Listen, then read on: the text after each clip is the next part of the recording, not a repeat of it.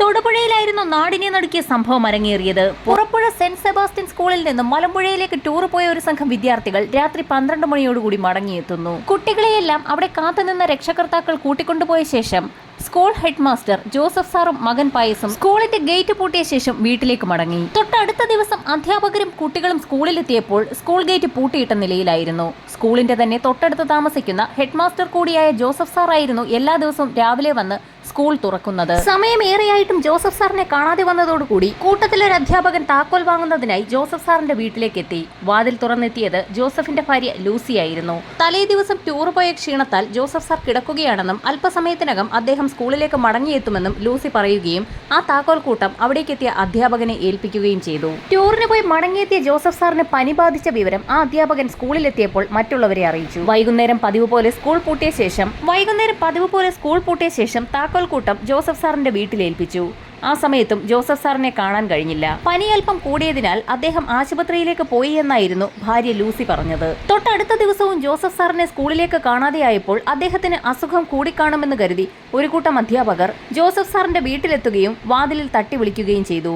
എന്നാൽ അകത്തുനിന്നും യാതൊരു പ്രതികരണവുമില്ലായിരുന്നു. ഭാര്യയും മക്കളെയും കൂട്ടി വീട് പൂട്ടി എവിടെയെങ്കിലും പോവുകയാണെങ്കിൽ അക്കാര്യം സ്കൂളിൽ അറിയിച്ച ശേഷം മാത്രമായിരുന്നു ജോസഫ് സാർ പോകാറുള്ളത്. ഇവിടെ അങ്ങനെയും സംഭവിക്കാത്തതിനാൽ അധ്യാപകർക്ക് ആകെ ആശയക്കുഴപ്പമായി. അധ്യാപകർ പതിവില്ലാതെ ജോസഫ് സാറിന്റെ മുറ്റത്ത് നിൽക്കുന്നത് കണ്ടപ്പോൾ പ്രദേശവാസികളൊക്കെ അങ്ങോട്ടേക്കെത്തി. ജോസഫ് സാറിന് അസുഖം കൂടുതലായി ആശുപത്രിയിലേക്ക് കൊണ്ടുപോയതാകാമെന്ന് അധ്യാപകർ പറഞ്ഞെങ്കിലും ആ വീട്ടിലേക്ക് വാഹനങ്ങളൊന്നും തന്നെ വന്നതായി അവരാരും കണ്ടില്ല എന്ന് നാട്ടുകാർ അറിയിച്ചു. അതുമാത്രവുമല്ല, ജോസഫിനെ കൂടാതെ ആ വീട്ടിൽ അയാളുടെ ഭാര്യയും 4 മക്കളുമുണ്ട്. വീട് പൂട്ടി എല്ലാവരും കൂടി ഒരുമിച്ച് ആശുപത്രിയിലേക്ക് പോകാനും സാധ്യത കുറവായതിനാൽ നാട്ടുകാർക്കും സംശയമായി. ഈ സമയത്തായിരുന്നു തൊടുപുഴ സ്റ്റേഷനിൽ നിന്നും ഒരു പോലീസ് ജീപ്പ് അവിടേക്ക് എത്തിയത്. ജോസഫിന്റെ വീടിന് മുൻപിൽ ആൾക്കൂട്ടം കണ്ട് ജീപ്പിൽ നിന്നിറങ്ങിയ SI അവരോട് കാര്യം തിരക്കി. ജോസഫ് സാറിനെ ഇതുവരെയും സ്കൂളിലേക്ക് കാണാത്ത സാഹചര്യത്തിൽ സ്കൂളിന്റെ താക്കോൽ അദ്ദേഹത്തിന്റെ ഭാര്യയുടെ കയ്യിൽ നിന്നും വാങ്ങുന്നതിനാണ് തങ്ങൾ അവിടേക്ക് എത്തിയതെന്ന് അധ്യാപകർ മറുപടി പറഞ്ഞു. അധ്യാപകർ പറഞ്ഞത് കേട്ട SI കൂടെയുണ്ടായിരുന്ന പോലീസുകാരനോട് എന്തോ ഒരു സ്വകാര്യം പറഞ്ഞു. ഉടൻ തന്നെ ആ പോലീസുകാരൻ ജീപ്പിന്റെ പിൻവശത്തേക്ക് പോയി പുറകുവശത്തെ ഡോർ തുറന്നു. ജീപ്പിനുള്ളിലേക്ക് നോക്കിയ അധ്യാപകരും അവിടെ കൂടി നിന്ന നാട്ടുകാരും വാഹനത്തിനകത്തിരിക്കുന്ന ആളിനെ കണ്ട് നടുങ്ങിപ്പോയി. കൈകളിൽ വിലങ്ങണിഞ്ഞ രീതിയിൽ ജോസഫ് സാറിന്റെ ഭാര്യ ലൂസി പോലീസ് ജീപ്പിനുള്ളിൽ ഇരിക്കുന്നു. ലൂസിയെ എന്തിനാണ് പോലീസുകാർ അറസ്റ്റ് ചെയ്തതെന്ന് നാട്ടുകാർ ചോദിക്കാൻ തുടങ്ങിയ സാഹചര്യത്തിൽ തന്നെ ഒരു പോലീസുകാരൻ ജീപ്പിനുള്ളിൽ നിന്നും ഒരു സ്യൂട്ട് കേസ് എടുത്ത് പുറത്തേക്ക് വെച്ചു. ലൂസിയെ എന്തിനാണ് പോലീസ് അറസ്റ്റ് ചെയ്തിരിക്കുന്നതെന്ന് ചോദിച്ചപ്പോൾ അവർ തലകുനിക്കുകയാണ് ചെയ്തത്. ഈ സമയത്തായിരുന്നു ജോസഫ് എവിടെയെന്നുള്ള ചോദ്യം SI ലൂസിയോട് ചോദിക്കുന്നത്. ആ ചോദ്യം കേട്ട ലൂസി വീടിന് മുൻവശത്തുണ്ടായിരുന്ന വൈക്കോൽ തുറുവിലേക്കാണ് നോക്കിയത്. ലൂസി വൈക്കോൽ കൂനയിലേക്ക് നോക്കിയതും നാട്ടുകാരുടെയും പോലീസിന്റെയും ശ്രദ്ധ ആ ഭാഗത്തേക്ക് തിരിഞ്ഞു. പോലീസിന്റെ നിർദ്ദേശപ്രകാരം അവിടെ കൂടി നിന്നവരിൽ 2 പേർ ചേർന്ന് വൈക്കോൽ കൂനയിലെ വൈക്കോൽ കുറേശ്ശെ മാറ്റി തുടങ്ങി. അല്പസമയം കഴിഞ്ഞപ്പോൾ വൈക്കോൽ തുറുവിൽ നിന്നും രൂക്ഷമായ ഗന്ധം അനുഭവപ്പെട്ടു തുടങ്ങി. പകുതിയോളം വൈക്കോൽ നീക്കം ചെയ്ത സമയത്ത് നടുക്കുന്ന ഒരു കാഴ്ചയായിരുന്നു നാട്ടുകാർ കണ്ടത്. പാതി അഴുകിയ നിലയിൽ 2 പുരുഷന്മാരുടെ മൃതദേഹങ്ങൾ. ആ മൃതദേഹങ്ങൾ നിവർത്തിയിട്ടപ്പോൾ അവിടെ കൂടി നിന്ന നാട്ടുകാർ അറിയാതെ നിലവിളിച്ചു പോയി. അത് ജോസഫ് സാറിന്റെ ആദ്യ ഭാര്യയിലെ മക്കളായ ജോസും ലൂക്കോസുമായിരുന്നു. ഈ സമയത്താണ് തൊട്ടപ്പുറത്ത് മറ്റൊരു വൈക്കോൽ കൂന കൂടി പോലീസിന്റെ ശ്രദ്ധയിൽപ്പെട്ടത്. ആ വൈക്കോൽ കൂടി നീക്കം ചെയ്യാൻ പോലീസ് ആവശ്യപ്പെട്ടു. വൈക്കോൽ നീക്കം ചെയ്ത ആളുകൾ തീർത്തും ഞെട്ടിപ്പോയി. ആ വൈക്കോൽ തുറുവിനുള്ളിൽ ജോസഫ് സാറിന്റെയും തലേ ദിവസം അവർക്കൊപ്പം ടൂറിന് പോയ ഇളയ മകൻ പയസിന്റെയും മൃതദേഹമായിരുന്നു. 4 മൃതദേഹങ്ങളിലും വെട്ടേറ്റ പാടുകൾ ഉണ്ടായിരുന്നു.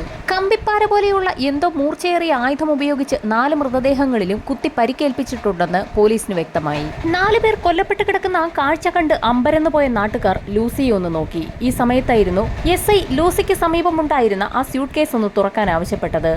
SIയുടെ നിർദ്ദേശപ്രകാരം കൂടെയുണ്ടായിരുന്ന പോലീസുകാരൻ ലൂസിയുടെ കൈകളിലെ വിലങ്ങഴിക്കുകയും അവരോട് ആ സ്യൂട്ട് കേസ് തുറക്കാൻ ആവശ്യപ്പെടുകയും ചെയ്തു. ഇത് കേട്ട ഉടൻ തന്നെ ജനങ്ങൾക്ക് മുൻപാകെ ലൂസി ആ സ്യൂട്ട് കേസ് തുറന്നു വെച്ചു. അതിനുള്ളിലെ കാഴ്ച കണ്ട ജനങ്ങൾ ശരിക്കും നിലവിളിച്ച് കരഞ്ഞുപോയി. സ്യൂട്ട് കേസിനുള്ളിൽ ലൂസിയുടെ ഏറ്റവും ഇളയ മകൾ ബീനയുടെ മൃതദേഹം ഒടിച്ചു മടക്കിയ നിലയിലായിരുന്നു വെച്ചിരുന്നത്. ജോസഫിനൊപ്പം വൈക്കോൽ തുറുവിൽ മരിച്ച നിലയിൽ കണ്ടെത്തിയ പയസും ലൂസിയുടെ മകനാണ്. ഒന്നും മനസ്സിലാകാതെ അമ്പരന്ന് നിന്ന നാട്ടുകാരോട് SI ആ കാര്യം പറഞ്ഞു. അതിരാവിലെ ലൂസി തൊടുപുഴയ്ക്കടുത്തുള്ള ഒരു പള്ളിയിലെത്തുകയും മരിച്ചുപോയവർക്കായി ഒരു പ്രാർത്ഥന നടത്തണമെന്ന് അവിടുത്തെ വികാരിയോട് ആവശ്യപ്പെടുകയും ചെയ്തു. അതിനുള്ള ഫീസ് വികാരിയച്ഛന് കൊടുക്കുന്നതിനായി പേഴ്സ് തുറന്ന സമയത്തായിരുന്നു ലൂസിയുടെ പേഴ്സിൽ ധാരാളം പണം ഇരിക്കുന്നത് അച്ഛന്റെ ശ്രദ്ധയിൽപ്പെടുന്നത്. ജോസഫ് സാറിന്റെ കുടുംബത്തെ നേരത്തെ തന്നെ അറിയാവുന്ന ഫാദർ എന്തുകൊണ്ടാണ് ഇത്രയധികം പണം ലൂസി കൈവശം കൊണ്ടു നടക്കുന്നതെന്ന് അപ്പോൾ തന്നെ അവളോട് ചോദിച്ചു. വീട്ടിൽ ആളില്ലാത്തത് കൊണ്ടാണ് പണം മുഴുവൻ താൻ പേഴ്സിൽ കൊണ്ടു നടക്കുന്നതെന്നായിരുന്നു ലൂസി പറഞ്ഞ മറുപടി. ജോസഫ് എവിടെയെന്ന് ഫാദർ ചോദിച്ചെങ്കിലും പനിയായതിനാൽ അദ്ദേഹം ആശുപത്രിയിൽ പോയിരിക്കുകയാണെന്നും അവൾ വ്യക്തമാക്കി. ഈ സമയത്താണ് ലൂസിക്ക് സമീപം വെച്ചിരുന്ന സ്യൂട്ട് കേസ് ഫാദറിന്റെ ശ്രദ്ധയിൽപ്പെടുന്നത്. അതിലെന്താണെന്ന് എത്ര ആവർത്തിച്ച് ചോദിച്ചിട്ടും ലൂസി മറുപടി പറഞ്ഞില്ല. ഒടുവിൽ ആ സ്യൂട്ട് കേസ് തുറക്കാൻ ഫാദർ നിർബന്ധിച്ചു. നിർബന്ധം സഹിക്കവയ്യാതെ വന്നപ്പോൾ സ്യൂട്ട് കേസിന്റെ താക്കോൽ ലൂസി അവിടെയുണ്ടായിരുന്ന കപ്പ്യാരിയെ ഏൽപ്പിച്ചു. സ്യൂട്ട് കേസ് തുറന്നു നോക്കിയ ഫാദറും കപ്പ്യാരും ഒരുപോലെ ഞെട്ടി. അതിനുള്ളിൽ ഉണ്ടായിരുന്നത് ലൂസിയുടെ ഇളയ മകൾ ബീനയുടെ ഒടിച്ചു മടക്കിയ നിലയിലുണ്ടായിരുന്ന മൃതദേഹമായിരുന്നു.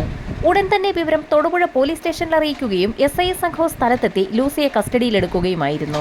ഇത്രയും കൊലപാതകങ്ങൾ എന്തിനാണ് നടത്തിയതെന്നുള്ള നാട്ടുകാരുടെയും പോലീസിന്റെയും ആവർത്തിച്ചുള്ള ചോദ്യത്തിനുത്തരമായി ലൂസി ആ കഥ പറഞ്ഞു തുടങ്ങി. ജോസഫ് സാറിന്റെ ഭാര്യ മരിച്ച സമയത്ത് വളരെ പ്രതീക്ഷയോടുകൂടിയായിരുന്നു അദ്ദേഹത്തിന്റെ രണ്ടാം ഭാര്യയായി ലൂസി ആ വീട്ടിലേക്ക് എത്തിയത്. ആ സമയത്ത് ജോസ്, ലൂക്കോസ് എന്നീ 2 മക്കൾ ജോസഫിനുണ്ടായിരുന്നു. ആ 2 കുട്ടികളെയും സ്വന്തം മക്കളെ പോലെയായിരുന്നു ലൂസി വളർത്തിയത്. പോകെ പോകെ ജോസഫിന്റെ സ്വഭാവത്തിൽ പ്രകടമായ മാറ്റങ്ങൾ വന്നു തുടങ്ങി. ചെറിയ കാര്യങ്ങൾക്ക് പോലും ലൂസിയെ ഉപദ്രവിക്കുന്ന ശീലമായിരുന്നു അയാളുടേത്. വിവാഹ സമയത്ത് ലൂസിയുടെ വീട്ടിൽ നിന്നും കൊടുത്ത സ്ത്രീധനം കുറഞ്ഞുപോയി എന്ന പേരിലായിരുന്നു മിക്ക ദിവസവും അവർ തമ്മിൽ വഴക്കുണ്ടായിരുന്നത്. മർദ്ദനം സഹിക്കവയ്യാതെ ലൂസി ആ വിവരങ്ങളൊക്കെ തന്റെ സഹോദരൻ ജോയിയെ അറിയിക്കുകയും അത് ചോദിക്കുന്നതിനായി ജോയി ഒരു ദിവസം ജോസഫിന്റെ വീട്ടിലേക്ക് എത്തുകയും ചെയ്തു.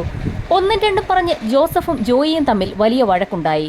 ജോയി ആ വീട്ടിൽ നിന്ന് പോയ ശേഷം ജോസഫ് അയാളുടെ ഒരു സഹോദരനെ ആ വീട്ടിലേക്ക് വിളിച്ചു വരുത്തുകയും സഹോദരനും ജോസഫും ചേർന്ന് അന്ന് ലൂസിയെ ഒരുപാട് മർദ്ദിക്കുകയും ചെയ്തു. ജോസഫും സഹോദരനും ചേർന്ന് ലൂസിയെ മർദ്ദിച്ച വിവരവും ലൂസി തന്റെ സഹോദരനായ ജോയിയെ അറിയിച്ചിരുന്നു. വിവരമറിഞ്ഞ ജോയി അത് ചോദിക്കുന്നതിനായി തന്റെ വീട്ടിലേക്ക് എത്തുമെന്ന് നേരത്തെ തന്നെ മനസ്സിലാക്കിയ ജോസഫ് അയാളുടെ സഹോദരനെയും കൂട്ടി ജോയിയെ നേരിടാൻ അവിടെ കാത്തിരുന്നു. സഹോദരി ലൂസിയെ മർദ്ദിച്ച വിവരം ചോദിക്കാനെത്തിയ ജോയിയെ അവിടെയിട്ട് ജോസഫും അയാളുടെ സഹോദരനും ചേർന്ന് അതിക്രൂരമായി ഉപദ്രവിച്ചു.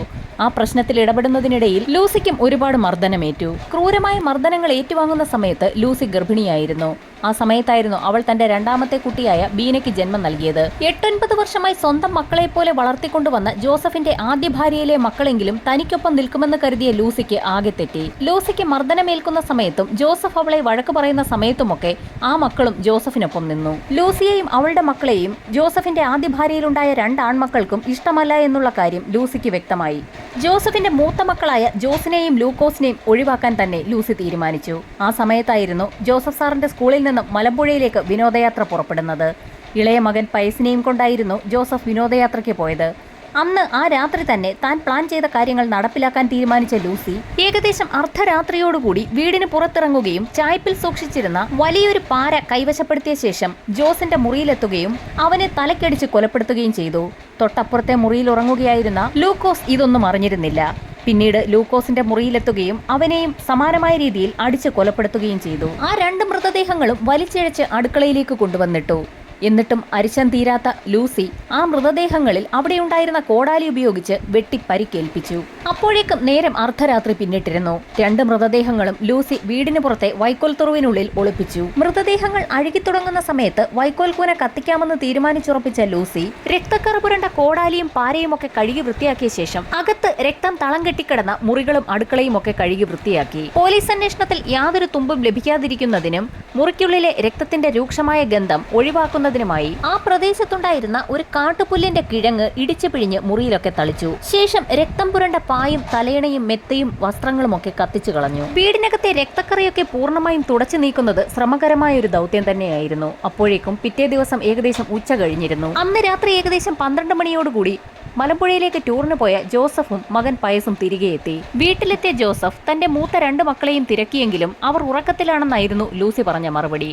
ക്ഷീണമുണ്ടായിരുന്ന ജോസഫ് തൊട്ടടുത്ത മുറിയിലേക്ക് ഉറങ്ങാനായി പോയി. പയസും തന്റെ മുറിയിലേക്ക് കയറി. ജോസഫ് ഉറങ്ങിയെന്ന് മനസ്സിലാക്കിയ ലൂസി ചായ്പിലെത്തി അവിടെ ഒളിപ്പിച്ചു വെച്ചിരുന്ന പാരയുമായി മുറിക്കുള്ളിലേക്ക് എത്തുകയും ജോസഫിനെ തലക്കടിച്ച് കൊലപ്പെടുത്തുകയും ചെയ്തു. ജോസഫിന്റെ മരണം സംഭവിച്ചു എന്ന് മനസ്സിലായിട്ടും ലൂസി തന്റെ അരിശം തീർക്കുന്നതിനായി വീണ്ടും വീണ്ടും അയാളുടെ ശരീരത്തിലേക്ക് ആഞ്ഞാഞ്ഞ് അടിച്ചുകൊണ്ടേയിരുന്നു. ഈ സമയത്താണ് ലൂസിയുടെ ശ്രദ്ധയിൽ ഒരു കാര്യം പെടുന്നത്. കതകിന്റെ ഇടയിലൂടെ തന്റെ ഇളയ മകൻ പയസ് ഈ കാര്യങ്ങളെല്ലാം കാണുന്നുണ്ടായിരുന്നു. സമനില തെറ്റി നിൽക്കുന്ന ലൂസി മുൻപിൽ നിൽക്കുന്നത് തന്റെ മകനാണെന്ന് പോലും ഓർക്കാതെ പയസിനെയും വെട്ടി വീഴ്ത്തി. ശേഷം ജോസഫിന്റെ മൃതദേഹം അടുക്കളയിലേക്ക് കൊണ്ടുവന്നിട്ട് അവിടെ ഉണ്ടായിരുന്ന കോടാലി ഉപയോഗിച്ച് അയാളുടെ ശരീരത്തിൽ തലങ്ങും വിലങ്ങും വെട്ടി പരിക്കേൽപ്പിച്ചു. പയസിന്റെയും ജോസഫിന്റെയും മൃതദേഹങ്ങൾ അവിടെയുണ്ടായിരുന്ന മറ്റൊരു വൈക്കോൽ കൂനയ്ക്കുള്ളിൽ ഒളിപ്പിച്ചു. കൊലപ്പെടുത്താൻ ഉപയോഗിച്ച ആയുധങ്ങൾ കഴുകി വൃത്തിയാക്കിയ ശേഷം വീടിനുള്ളിലേക്ക് കടന്ന ലൂസി പഴയതുപോലെ തന്നെ രക്തം തളം കെട്ടിക്കിടന്ന മുറികളും അടുക്കളയും ഒക്കെ കഴുകി വൃത്തിയാക്കുകയും പോലീസിന് ഒരു തുമ്പും ലഭിക്കാതിരിക്കുന്നതിനായി കാട്ടുപുല്ലിന്റെ കിഴങ്ങ് ചതച്ച ശേഷം അതിന്റെ നീര് അവിടേക്ക് തളിക്കുകയും ചെയ്തു. അപ്പോഴേക്ക് സമയം ഏകദേശം 2 മണിയായി കഴിഞ്ഞിരുന്നു. നല്ല ക്ഷീണം തോന്നിയ ലൂസി അവിടെ ഒരു കട്ടിലിൽ കിടന്ന് ഉറങ്ങിപ്പോയി. ഈ സമയത്ത് ഈ കാര്യങ്ങളൊന്നും അറിയാതെ ബീനയുടെ ഏറ്റവും ഇളയ മകൾ ബീന അവിടെ തൊട്ടിലിൽ കിടന്ന് ഉറങ്ങുകയായിരുന്നു. ക്ഷീണം കാരണം ഉറങ്ങിപ്പോയ ലൂസി ഞെട്ടി ഉണർന്നു നോക്കിയപ്പോൾ നേരം ഒരുപാട് വെളുത്തിരുന്നു. കണ്ണു തുറന്നു നോക്കിയ ലൂസി തൊട്ടിലിൽ മകൾ ബീനയെ കണ്ടില്ല. 1.5 വയസ്സ് പ്രായം മാത്രമേ ഉള്ളൂ എങ്കിലും തൊട്ടിലിന് പൊക്കം കുറവായതിനാൽ ഉണർന്നു കഴിഞ്ഞാൽ ബീന തൊട്ടിലിൽ നിന്നും തനിയെ താഴെ ഇറങ്ങുമായിരുന്നു. മുറിക്കുള്ളിൽ നിന്നും മകളെ അന്വേഷിച്ച് പുറത്തിറങ്ങിയ ലൂസി കാണുന്നത് തൊട്ടപ്പുറത്തുണ്ടായിരുന്ന പടിക്കെട്ടിൽ നിന്നും തലയടിച്ച് താഴെ വീണ നിലയിൽ അനക്കമില്ലാതെ കിടക്കുന്ന മകൾ ബീനയെയാണ്. മകളെ ആ വീടിനുള്ളിൽ ഉപേക്ഷിച്ചിട്ട് പോകാൻ മനസ്സ് തോന്നാത്ത ലൂസി അവളുടെ മൃതദേഹം ഒരു സ്യൂട്ട് കേസിനുള്ളിലേക്ക് ഒടിച്ചു മടക്കി വെക്കുകയായിരുന്നു. എന്നാൽ ആ കഥ പോലീസിന് അത്ര വിശ്വസനീയമായിരുന്നില്ല. പിന്നീട് എന്താണ് സംഭവിച്ചതെന്ന് പോലീസ് ചോദിച്ചപ്പോൾ ലൂസിയുടെ മറുപടി ഇങ്ങനെയായിരുന്നു. അവിടെ അലമാരിയിൽ സൂക്ഷിച്ചിരുന്ന പണം പേഴ്സിനുള്ളിലേക്ക് വെച്ച ശേഷം സ്യൂട്ട് കേസുമായി തൊടുപുഴയിലേക്ക് പോകാൻ തീരുമാനിച്ച ലൂസി അവിടെ എത്തിയപ്പോൾ പള്ളിയിലിറങ്ങി മക്കൾക്ക് വേണ്ടി ഒന്ന് പ്രാർത്ഥിക്കാൻ തീരുമാനിച്ചു. അങ്ങനെയായിരുന്നു തൊടുപുഴ വികാരിയെ കണ്ട് മരിച്ചുപോയവർക്ക് വേണ്ടി ഒരു പ്രാർത്ഥന ചൊല്ലാൻ ലൂസി ആവശ്യപ്പെട്ടത്. അവിടെ വെച്ചായിരുന്നു ലൂസിയുടെ പ്ലാൻ എല്ലാം പൊളിച്ചുകൊണ്ട് ഫാദർ വിവരങ്ങളെല്ലാം മനസ്സിലാക്കിയ ശേഷം തൊടുപുഴ പോലീസ് സ്റ്റേഷനിൽ അറിയിച്ചത്. നാടിനെ നടുക്കിയ കൊലപാതക വിവരമറിഞ്ഞ് ഉന്നത ഉദ്യോഗസ്ഥർ സ്ഥലത്തെത്തി. ഉടൻ തന്നെ ഇൻക്വസ്റ്റ് നടപടികൾ ആരംഭിക്കുകയും ഫോറൻസിക് സംഘം കിട്ടാവുന്നത്ര തെളിവുകൾ ശേഖരിക്കാൻ തുടങ്ങുകയും ചെയ്തു. ലൂസിക്കെതിരെ ശക്തമായ തെളിവുകൾ ശേഖരിച്ചില്ല എങ്കിൽ കോടതിയിൽ അവർ മൊഴിമാറ്റി പറയാൻ സാധ്യതയുള്ളതിനാൽ ലൂസിയുടെ സഹോദരനെ കൂടി പോലീസ് കസ്റ്റഡിയിലെടുത്തു. ജോസഫും ലൂസിയും തമ്മിൽ നിരന്തരം വഴക്കുണ്ടായ കാര്യവും അത് ചോദിക്കാനായി അയാൾ എത്തിയപ്പോൾ ജോസഫിന്റെ സഹോദരൻ അവരെ രണ്ടുപേരെയും മർദ്ദിച്ച വിവരവും ജോയി പോലീസിന് മുൻപാകെ മൊഴി നൽകി. എന്നാൽ പോലീസിന്റെ ചോദ്യം ചെയ്യലിൽ ജോസഫിന്റെ സഹോദരൻ അക്കാര്യങ്ങളെല്ലാം നിഷേധിച്ചു. അങ്ങനെയൊരു സംഭവമേ ഉണ്ടായിട്ടില്ല എന്നാണ് അയാൾ വ്യക്തമാക്കിയത്. വ്യത്യസ്തങ്ങളായ 2 മൊഴികളും പോലീസ് സംഘം വിശദമായി തന്നെ രേഖപ്പെടുത്തി. എല്ലാ തെളിവുകളോടും കൂടി കേസ് പൂർത്തിയാക്കിയ പോലീസ് സംഘം കോടതിയിൽ കുറ്റപത്രം സമർപ്പിച്ചു. എറണാകുളം സെഷൻസ് കോടതി ജഡ്ജി ലൂസിക്ക് വധശിക്ഷ വിധിച്ചു. വധശിക്ഷയ്ക്ക് വിധിക്കപ്പെട്ട ലൂസി ഹൈക്കോടതിയിൽ അപ്പീൽ നൽകി. അവളുടെ അപ്പീൽ പരിഗണിച്ച ഹൈക്കോടതി വധശിക്ഷ ജീവപര്യന്തമാക്കി കുറച്ചു.